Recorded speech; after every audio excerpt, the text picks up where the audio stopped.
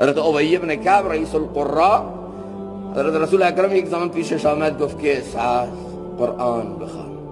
الله گفته است تو قرآن بشنوم.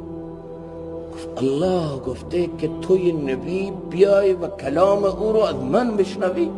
گفت بله. گفت الله سمانی، واقعا الله اسم منو برد؟ گفتم بله. اشهد جاری شد، الله منو پسند کرده، الله قرائت منو قبول کرده، الله تلاوت من رو شنیده و خوش شده. به نبیش گفته بیا گوش کن. ما این زمان بودیم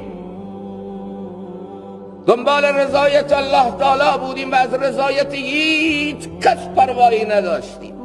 الله راضی بشه، معبود او، مقصود او، محبوب او، مطلوب او راضی بشه، تمام عالم از من ناراض بشن.